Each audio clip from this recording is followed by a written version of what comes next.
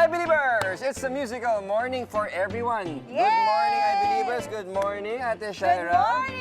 Jamir and Cheska. Good morning, guys. Magandang umaga sa inyo mga believers. Yun, no? Pero syempre, bago tayo mag-experiment, dapat sound trip muna tayo, Kuya Chris. Ay.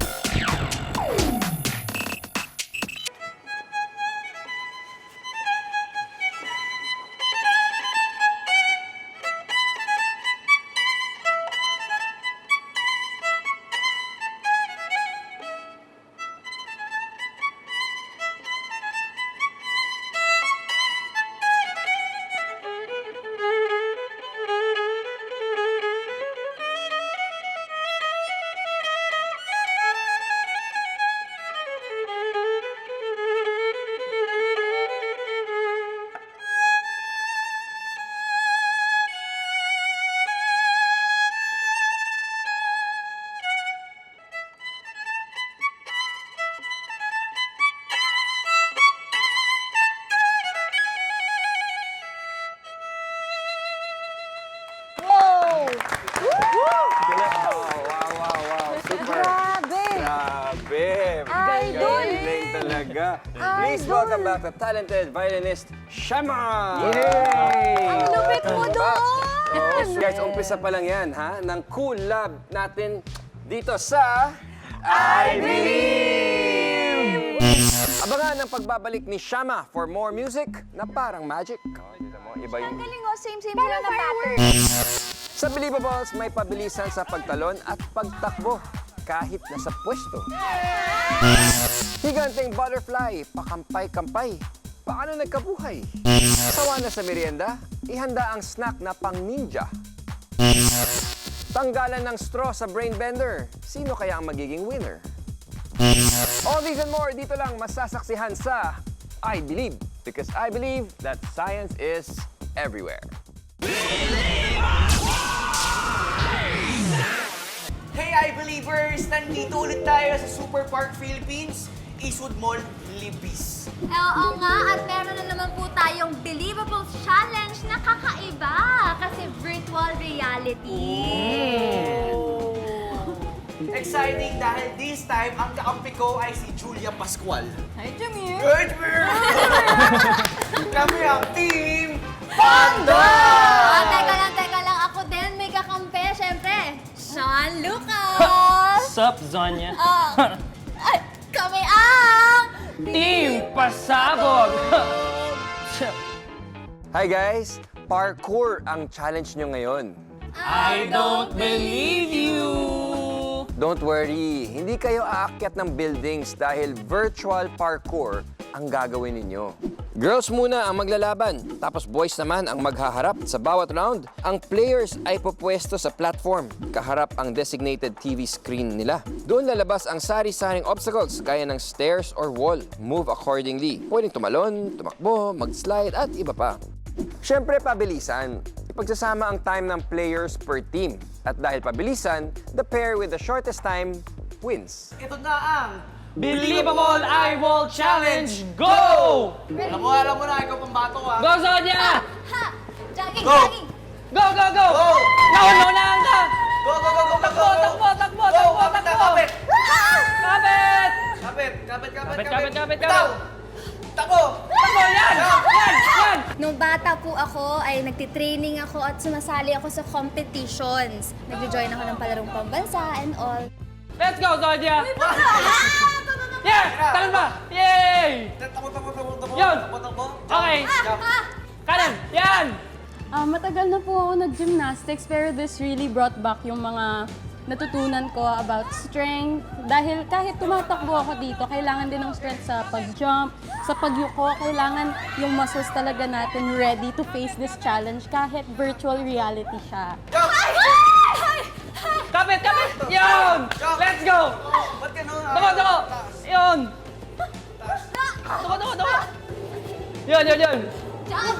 Baba. Jump! Ayan na! Ah! Finish line! Hey! Oh!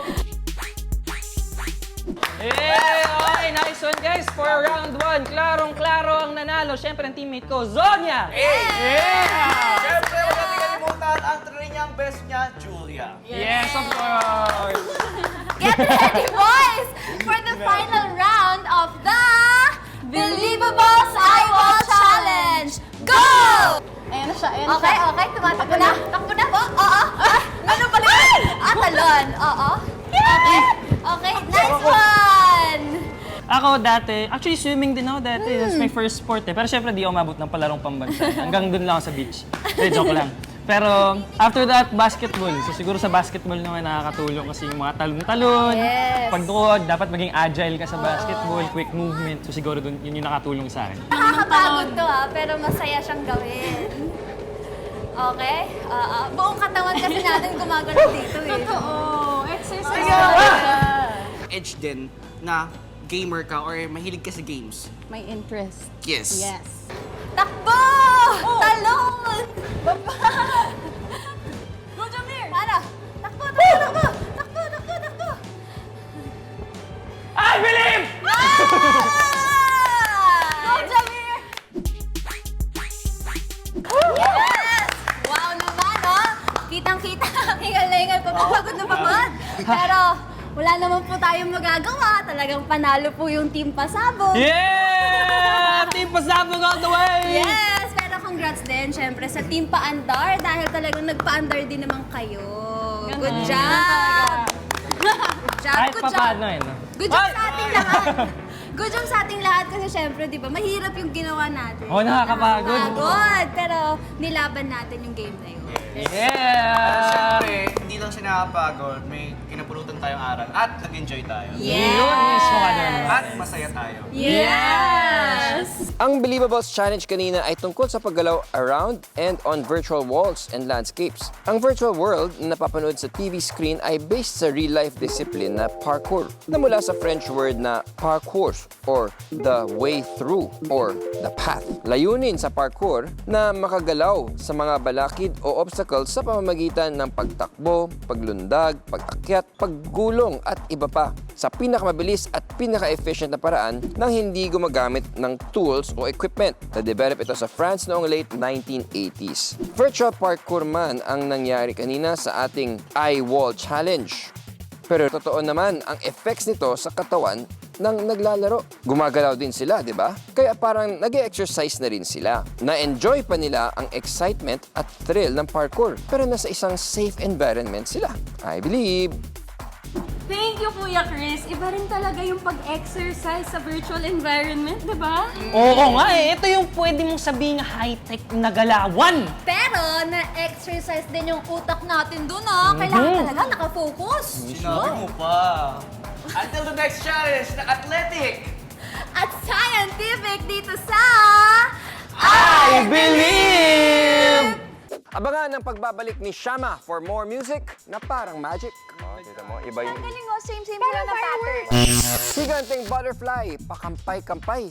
Paano nagkabuhay? Sawa na sa merienda, ihanda ang snack na pang ninja. Tanggalan ng straw sa brain bender. Sino kaya ang magiging winner? Hi, Believers! Nabitin ba kayo kanina sa pasabog ni Shama? Opo! Bitin, no? Grabe yun. Huwag kayo mag-alala. Ito na ang continuation ng cool lab natin with the Battle of the Judges Grand Finalist si Shama! Thank you po. Galing-galing eh. Pero Shama, last time nandito ka, di ba? Tapos nagturo ka ng pagtugtog ng violin. Pero nakalimutan kong itanong kasi sa'yo kung ano-ano ba yung mga parts ng violin. So ang parts po ng may parts po ang violin yung pegs used for tuning po. Pegs. Ito, Pegs. pegs. Opo, Okay, pegs. pegs dito sa taas. Apo. Okay. Itong bridge naman po siya yung parang nagsisignal sa sound post ng sound para magkaroon siya ng buong sound. Hindi siya tunod-lata na ano. Bridge. Okay. Pegs, bridge. Itong bridge Yung- naman. Okay, ano pa? F-holes, yun po yung nag-release ng sound. Itong mga butas dito. Kita Okay. naman pong tailpiece, dito po pinaka-connect yung mga strings, Okay. tsaka yung mga fine tuners for tuning. Okay. Tsaka chin rest din Ito, po. chin Para rest. sa- Chin rest. Okay. Shama, curious lang din ako. Nagamit mo na ba ever yung violin mo para sa isang science experiment? Ah, good question. Good question. Hindi pa po. Diba? Okay, ito mga kailangan natin para sa ating experiment. Itong bow, metal plate, asukal, rosin. First step sa ating experiment, maglalagay ako ng asukal dito sa ating platform. Ito, bakal ito. Okay? Subukan mong gumawa ng sound. Parang tumutugtog ka lang ng violin, pero this time, dito mo gawin sa ating metal plate. Yun. Ayun. Yun. Mas nagdi-disperse siya pag high pitch, napansin nyo? Oo nga. Hala, Mas nagbabibrate siya. Yung nakita niya, nagkakaroon ng something. Oh my gosh, parang dinosaur. Parang deer. Iba naman yung sound pag mataas Ano, yung wolf pitch. siya. Iba ang yung galing oh, same sila na pattern. parating sing, di ba? Di ba? Ang ganda oh, parang Sige, change mo yung pitch. Iba na. Iba siya. Di ba? Ang tawag sa metal plate na ginamit sa experiment ay Chladni plate. Ipinangalan ito sa German scientist na si Ernst Chladni. Inaral niya ang experimental acoustics o ang paggawa, pagtransmit at epekto ng sound sa kakaibang paraan. Kadalasang gawa sa bakal o aluminum ang Chladni plate. Nung kiniskis ni Shama ang violin bow sa plate, nagkaroon ito ng vibrations. Pero hindi gumalaw yung buong plate. Yung ibang areas lang. Ang tawag sa areas na hindi gumalaw ay nodes. May nabuong pattern nung natulak papunta sa nodes, yung asukal. Pag mas malakas at mas mabilis ang pagkiskis ng bow sa plate, mas mataas ang tono ng tunog at mas detalyado ang nabubuong pattern na mas maraming nodes at maliliit na open spaces. Salamat sa Chladni plate, nagkaroon tayo ng pagkakataon na makita ang sound. I believe. Guys, mental exercise muna tayo. Ito ang break! Okay, meron tayong 4 na straw dito. Alright? Ang goal ninyo para manalo ay wag ang mahuli na magtanggal ng straw. Okay? Ito yung rules. Pwede kayo magtanggal ng 1 or more straw pag turn ninyo, basta from the same row. Ito, isang row, isang row, isang row. So kung magtatanggal ka from this middle row, kailangan all 3 or 2 or 1. So kung hindi ka pwede magtanggal 1 here and 1 here. What's your first move? Diskarte. So yun ang goal hindi ka dapat mahuli Yes. na magtanggal ng Okay. straw. Okay.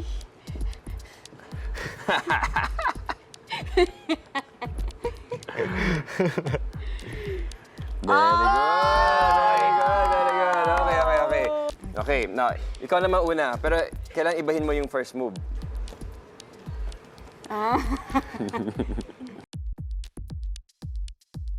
Oh. One.